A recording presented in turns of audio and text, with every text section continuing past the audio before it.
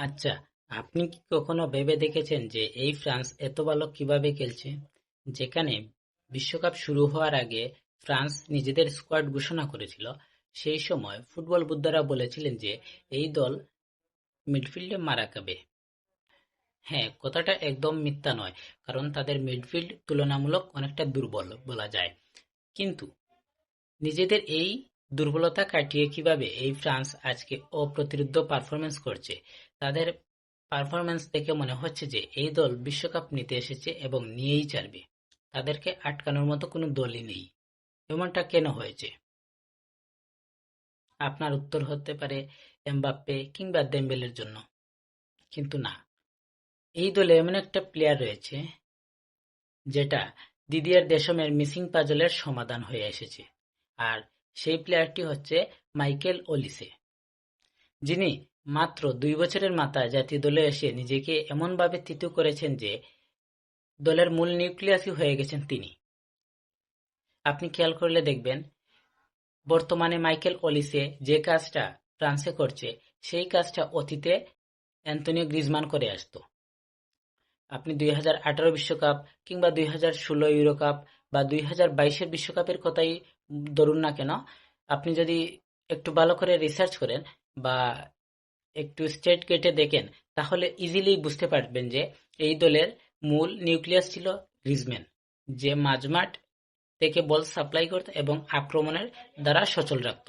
হ্যাঁ, এজন্যই সে ২০১৮ বিশ্বকাপে খুব সম্ভবত সিলভার বল উইনার ছিল, মানে সেকেন্ড বেস্ট প্লেয়ার ছিল।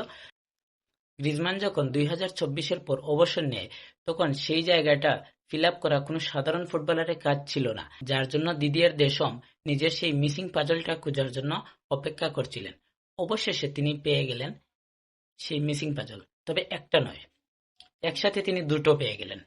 হ্যাঁ, ঠিকই শুনেছেন, একসাথে তিনি দুটো মিসিং পাজল পেয়েছেন।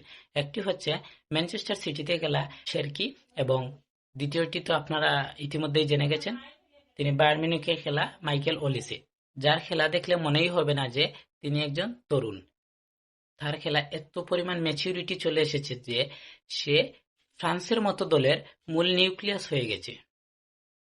এখন পর্যন্ত চলতি বিশ্বকাপে পাঁচটি অ্যাসিস্ট করেছেন, যা হাইয়েস্ট।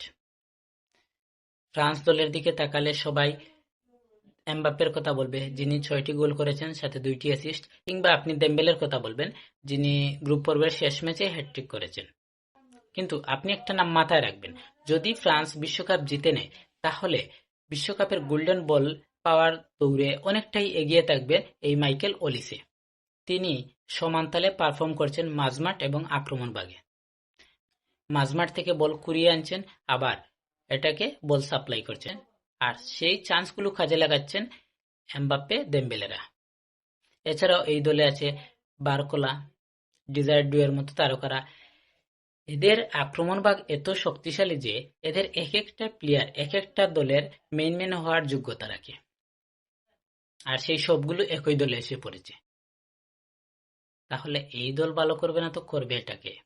অবশ্যই এখানে শুধু প্লেয়ারদের ক্রেডিট দিলে হবে না, কারণ এই দলের ডাগআউটে বসে আছেন দিদিয়ের দেশম, যিনি খুব ভালোভাবেই ফ্রান্সের তারকাবহুল টিমকে হ্যান্ডেল করে আসছেন, যেখানে আজ পর্যন্ত ড্রেসিং রুমের কোনো সমস্যার কথা শোনা যায়নি। Mbappe, Dembele, Michael Olise, Rayan Cherki এদেরকে খুব সুন্দর করে হ্যান্ডেল করছেন।